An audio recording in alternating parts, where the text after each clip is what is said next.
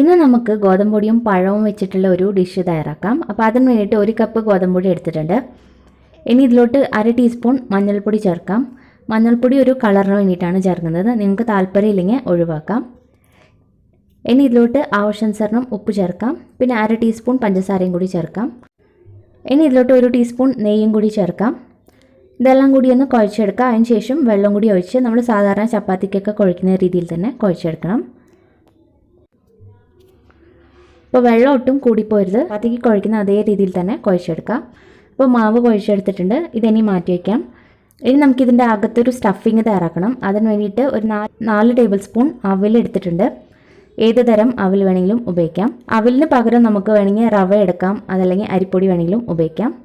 അവിലെടുക്കുന്നതായിരിക്കും ഏറ്റവും നല്ലത്. ഇനി ഇതിൻ്റെ കൂടെ തന്നെ കുറച്ച് ബദാമും കൂടി ചേർക്കുന്നുണ്ട്. അപ്പോൾ ഇതുണ്ടെങ്കിൽ ചേർക്കാം, അല്ലെങ്കിൽ കുഴപ്പമില്ല. കാഷ്നട്ട് ആയാലും ചേർക്കാം. ഇത് ഇത്രയും കൂടി ഒന്ന് പൊടിച്ചെടുക്കാം. അപ്പോൾ നമ്മളിത് പൊടിച്ചെടുത്തിട്ടുണ്ട്. ഇതിനി മാറ്റി വയ്ക്കാം. ഇനി ഇതേ മിക്സിയുടെ ജാറിലേക്ക് തന്നെ നമുക്ക് പഴവും കൂടി ചേർക്കണം. ഞാനിവിടെ 2 നേന്ത്രപ്പഴമാണ് എടുത്തിരിക്കുന്നത്. നല്ല പഴുത്ത പഴമാണെങ്കിൽ ഏറ്റവും നല്ലതാണ്. അപ്പോൾ നമുക്കിതും കൂടി ഒന്ന് അരച്ചെടുക്കണം. വെള്ളം ചേർക്കണ്ട, അല്ലാതെ തന്നെ അരച്ചെടുക്കാം. ഏത് തരം പഴം വേണമെങ്കിലും നമുക്ക് ഉപയോഗിക്കാവുന്നതാണ്. അപ്പോൾ ഞാനിത് നല്ല പേസ്റ്റ് പോലെ അരച്ചെടുത്തിട്ടുണ്ട്. ഇനി നമുക്കൊരു പാനിലേക്ക് 1 ടേബിൾ സ്പൂൺ നെയ്യ് ഒഴിക്കാം. നെയ്യ് ഒന്ന് ചൂടായി വന്നിട്ടുണ്ട്. ഇതിലേക്ക് നമ്മൾ അരച്ച് വെച്ചിരിക്കുന്ന പഴത്തിൻ്റെ പേസ്റ്റ് ഒഴിച്ചു കൊടുക്കുക. നമ്മൾ അരയ്ക്കുന്ന സമയത്ത് ഒട്ടും തന്നെ വെള്ളം ചേർക്കരുത്, അത് പ്രത്യേകം ശ്രദ്ധിക്കാം. നല്ല പഴുത്ത പഴമൊക്കെ ആണെങ്കിൽ ഏറ്റവും നല്ലതായിരിക്കും. ഇപ്പോൾ കളയാറായ പഴമൊക്കെ ഇല്ല, അതൊക്കെ ആണെങ്കിൽ നല്ലതായിരിക്കും.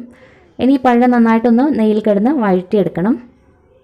ഇപ്പോൾ പഴം നന്നായിട്ടൊന്ന് വെന്ത് വന്നിട്ടുണ്ട്. ഇനി ഇതിലോട്ട് നമ്മൾ പൊടിച്ച് വെച്ചിരിക്കുന്ന അവിലിൻ്റെ കൂട്ട് ഇതിലേക്ക് ഇട്ടൊന്ന് മിക്സ് ചെയ്യാം.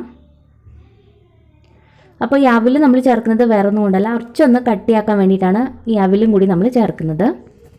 ഇനി ഇതിലേക്ക് കുറച്ച് മധുരത്തിന് വേണ്ടിയിട്ട് ശർക്കരയും കൂടി ചേർക്കുന്നുണ്ട്. ഇപ്പോൾ ഒരു 3 ടേബിൾ സ്പൂണാണ് ചേർത്തിരിക്കുന്നത്. നിങ്ങൾക്ക് എത്രയാണോ വേണ്ട അതിനനുസരിച്ച് ചേർക്കാം. ശർക്കരയ്ക്ക് പകരം പഞ്ചസാര ആയാലും കുഴപ്പമൊന്നുമില്ല. പഴത്തിൻ്റെ മധുരം നോക്കിയിട്ട് അളവ് നോക്കി ചേർത്താൽ മതി. ഇനി ഇതെല്ലാം കൂടി മിക്സ് ചെയ്തെടുക്കാം. അപ്പോൾ ശർക്കരയും കൂടി അലിഞ്ഞ് നന്നായിട്ടെല്ലാം കൂടി ഒന്ന് ചേർന്ന് കിട്ടും. അവിലും ഈ സമയത്തൊന്ന് വെന്ത് കിട്ടും.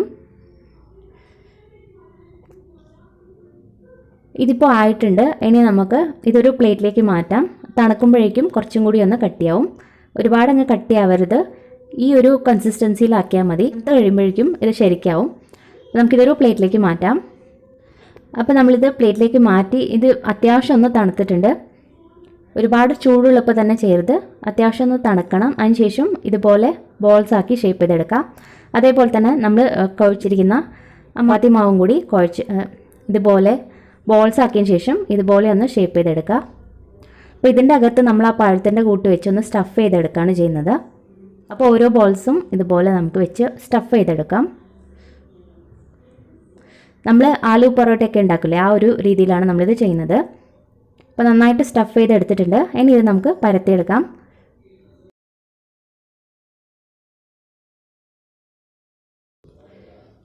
ഇപ്പോൾ ഇത് ഒട്ടിപ്പിടിക്കുകയൊന്നുമില്ല, പൊടിയൊന്നും ചേർക്കേണ്ട ആവശ്യമില്ല, അല്ലാതെ തന്നെ പരത്തിയെടുക്കാം. അപ്പോൾ നിങ്ങൾക്ക് എത്ര കനം കുറച്ച് വേണോ അതനുസരിച്ചിട്ട് പരത്തിയെടുക്കാം. ഞാനിപ്പോൾ ഈ ഒരു കട്ടിയിലാണ് പരത്തിയിരിക്കുന്നത്. ഒരുപാട് കട്ടിയല്ല, അതേസമയം ഒരുപാട് കനം കുറച്ചിട്ടുമില്ല, ഇതുപോലെയാണുള്ളത്. ഇനി നമുക്കിത് ചുട്ടെടുക്കാം.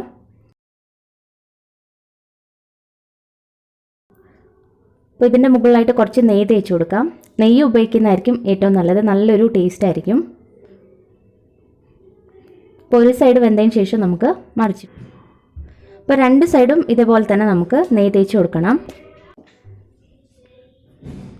അപ്പോൾ ഇത് നിങ്ങൾക്ക് ഇത്രയും വലുപ്പത്തിൽ ഉണ്ടാക്കണമെങ്കിൽ ചെറുതായിട്ടും ഉണ്ടാക്കാവുന്നതാണ്. അത് ഓരോരുത്തരുടെ ഇഷ്ടം പോലെ ചെയ്യാം.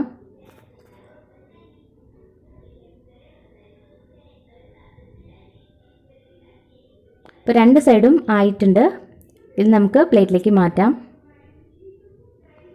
അപ്പോൾ ഇത്രയേ ഉള്ളൂ. വളരെ സിമ്പിളായിട്ട് ഉണ്ടാക്കാൻ പറ്റുന്ന ഒരു ടേസ്റ്റി റെസിപ്പിയാണ്. പെട്ടെന്ന് തന്നെ ഉണ്ടാക്കിയെടുക്കാൻ പറ്റും. മാത്രമല്ല നമ്മുടെ വീട്ടിൽ സാധാരണയായിട്ട് കിട്ടുന്ന ചേരുവകൾ മാത്രമേ ഉള്ളൂ. അപ്പോൾ ഇതിൻ്റെ അകത്ത് ആ ഫില്ലിംഗ് ഒക്കെ വെച്ചുകൊണ്ട് നല്ല ടേസ്റ്റി ആയിരിക്കും. അപ്പോൾ ഫില്ലിംഗ് നമ്മൾ എടുക്കുമ്പോൾ കുറച്ചധികം തന്നെ ഫില്ലിംഗ് വെച്ച് കൊടുക്കുക. നമ്മളെടുക്കുന്ന മാവിനേക്കാളും ഫില്ലിംഗ് വേണം കൂടുതലായിട്ട് വെക്കാൻ, എന്നാലേ നമുക്ക് ആ ഫില്ലിംഗ് അകത്ത് നന്നായിട്ട് കിട്ടുള്ളൂ. അപ്പോൾ ഇതുപോലെ ഒന്ന് ട്രൈ ചെയ്ത് നോക്കുക, എന്തായാലും ഇഷ്ടപ്പെടും. അപ്പോൾ ട്രൈ ചെയ്തിട്ട് നിങ്ങളുടെ അഭിപ്രായങ്ങളൊക്കെ അറിയിക്കണം. അതുപോലെ നിങ്ങൾ ഈ വീഡിയോ ആദ്യമായിട്ടാണ് കാണുന്നതെങ്കിൽ ഇഷ്ടപ്പെടുകയാണെങ്കിൽ സബ്സ്ക്രൈബ് ചെയ്യാൻ മറക്കരുത്. താങ്ക്